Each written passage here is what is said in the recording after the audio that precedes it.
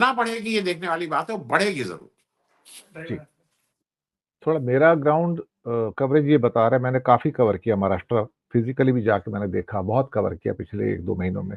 मैंने देखा उद्धव कमज़ोर पड़ा है और शरद पवार तो ऑलमोस्ट डिफंक्ट है, बिल्कुल फोर्स है, कुछ नहीं है क्योंकि everything has gone to Ajit Pawar now. मुझे कई बार ऐसा लगता है कि शायद शरद पवार चुनाव लड़ना भी नहीं चाहते एक किस्म से, लेकिन शायद सुप्रिया सुले के लिए वो चुनाव लड़ेंगे, तो एक किस्म से बाप-बेटी की पार्टी है। तो मैं शरद पवार को सिर्फ एक ही सीट लेते देख रहा हूँ, वो भी बारामती वाली है, इसके अलावा कोई सीट उसके पास आने वाली नहीं है। बाकी सीटें जो अगर एनसीपी जीतेगी तो अजीत पवार फैक्शन ही जीतेगा, वो मेरे को पूरा यकीन है। ये मुझे ऐसा लग रहा है अभी। मैं आता हूँ थोड़े से सामाजिक हालातों के ऊपर, यहाँ भी मैं एक दिनेश जी मैं समझने के लिए जरा एक चीज आपसे समझ लूं।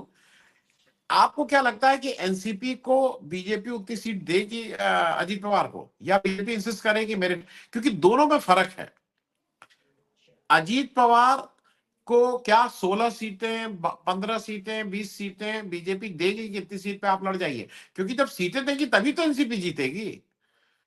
क्योंकि ये एक इंपॉर्टेंट क्वेश्चन होगा। मेरी इंफॉर्मेशन के मुताबिक बीजेपी 32 से 35 सीटों पर चुनाव लड़ने जा रही है और मैक्सिमम 10-12 सीटें, 15 सीटें छोड़ेगी दोनों के लिए, शिवसेना के लिए और जरूरत पड़ा तो शिवसेना को सैक्रिफाइस कर देगी।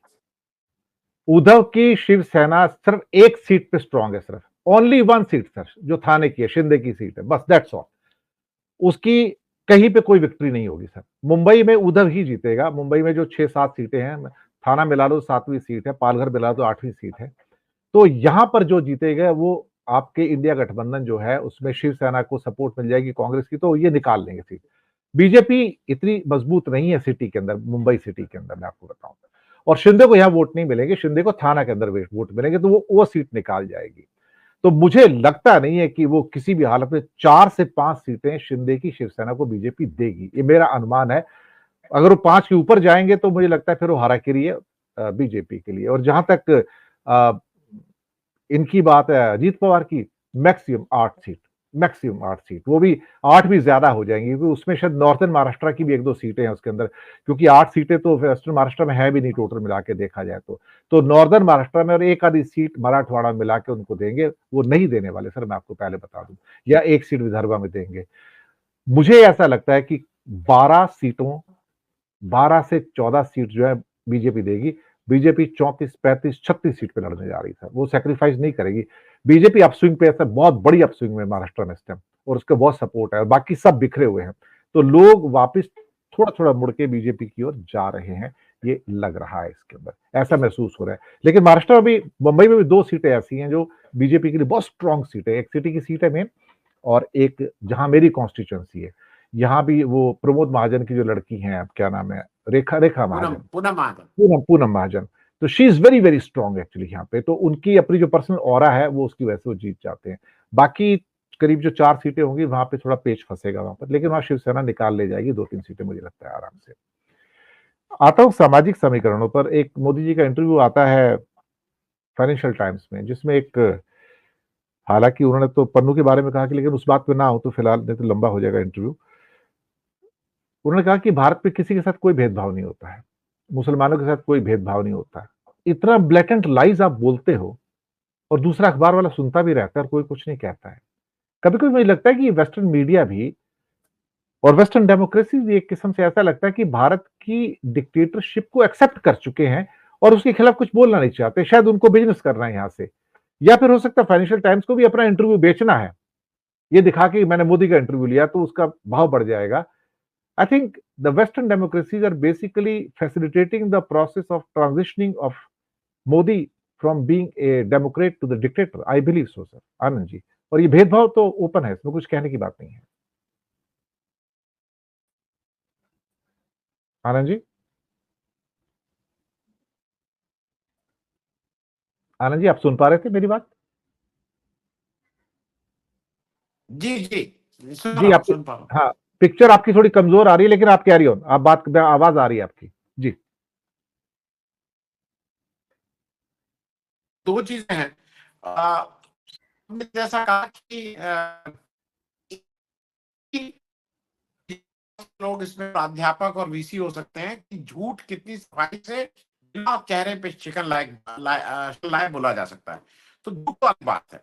लेकिन कहना है कि आप अगर तो ये वो व्यक्ति जिसके साथ भेदभाव हो रहा है, ये वो कहेगा ना कि मेरे साथ भेदभाव नहीं हो रहा है। जो भेदभाव करता है वो तो कहता ही है, नहीं नहीं मैंने कोई भेदभाव नहीं किया। तो मेरा कहना यह है कि इस देश की उस गरीब गुरबत और जो वंचित वर्ग है, ये तो वो कहेगा ना कि हम हमारे साथ भेदभाव होगा। मोदी जी उनका सर्टिफिकेट कैसे दे सकते हैं? तो मोदी जी वो जो सर्टिफिकेट बांट रहे हैं वो गलत सर्टिफिकेट बांट रहे हैं। ये सर्टिफिकेट तो उस वंचित वर्ग के लोग ही दे सकते हैं कि हमारे साथ हो रहा है। मेरे कम से कम जानने वाले अल्पसंख्यक जितने मित्र हैं, मैं अल्पसंख्यक की बात कर रहा हूं, मतलब पब्लिकली और प्राइवेटली दोनों। कुछ लोग पब्लिकली नहीं बोलते हैं। मुझे अभी तक एक व्यक्ति ऐसा नहीं मिला है जो ये कहे कि ये बड़े अच्छे आदमी हैं, इन्होंने देखिए हमारे साथ कितना बढ़िया व्यवहार किया है। सब दुखी हैं, उसमें से काफी ज्यादा लोग डरे हुए हैं, खौफ ज्यादा है। तो इसलिए मोदी जी डरा सकते हैं, लोगों में खौफ पैदा कर सकते हैं, लोग बोलेंगे नहीं। मैं एक और उदाहरण बता दूं सामाजिक उसका। इस देश के रक्षा मंत्री हैं राजनाथ सिंह। राजनाथ सिंह उत्तर प्रदेश के सबसे सीनियर मोस्ट लीडर हैं। राजनाथ सिंह इस उत्तर प्रदेश के मिनिस्टर रहे। राजनाथ सिंह दो बार बीजेपी के राष्ट्रीय अध्यक्ष रहे, पुराने नेता। और मुझे ऐसा लगता है कि उनका एक वर्ग विशेष को हरदम लगता है कि प्राइम मिनिस्टर मटीरियल है, उनको प्राइम मिनिस्टर बनना चाहिए था। और शायद वो भी इंतजार करें कि कभी तो आएगी। सदन चल रहा है, राजनाथ सिंह बीजेपी के किसी भी संगठन में के कोई पदाधिकारी नहीं है। उनको क्या किया गया? उनके जिम्मे काम किया गया, जरा पर्ची दिया। ये पर्ची दियाने के काम को अब राजनाथ सिंह के जिम्मे कर दिया गया है। राजनाथ सिंह को आपने कभी सुना कहते होंगे नहीं नहीं मुझे नहीं? मतलब अगर जेपी नड्डा को बांह पकड़ के ऐसे हटा दिया जाता है तो आप क्या जेपी नड्डा को आपने कभी सुना है कहते हुए कि नहीं नहीं मुझे नहीं? तो ये मोदी कहते हैं, वो ठीक है, मोदी जी की तो आदत है कहने की कि सब कुछ चंगा। तो मोदी जी के हिसाब से चंगा है, लेकिन भेदभाव और जिस तरह की बातें देश में हो रही हैं वो हमको आपको पता है। उसमें उसका सबसे बड़ा जीता जागता उदाहरण तो अडानी है। अडानी और जो गरीब वर्ग है उसके बीच वो लंबी, जैसा आपने कहा, वो लंबी बात हो जाएगी। लेकिन अडानी को बगल में रख के आप कहिए कि नहीं नहीं हम लेबर का बहुत ध्यान रख रहे हैं, इस देश के मजदूरों का बहुत ध्यान रख रहे हैं,